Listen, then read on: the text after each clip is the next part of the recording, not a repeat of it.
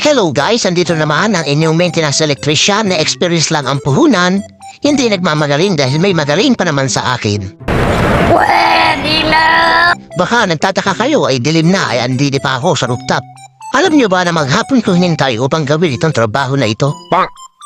Ay kung kailan kasarapan na ng pananood ko ng basketball ay saka naman tumawag ang operator ay laban pa naman ng hinebra ko. At sabi nga sa akin ng operator ay kailangan ko daw matapos ko na 1 oras ang ginagawa ko.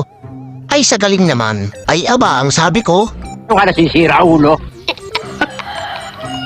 Ay kainaman naman, sa hirap na rin ginagawa ko ay 1 oras lang ang batagana mo. Ay sabi ko ikaw din at ako'y diyan.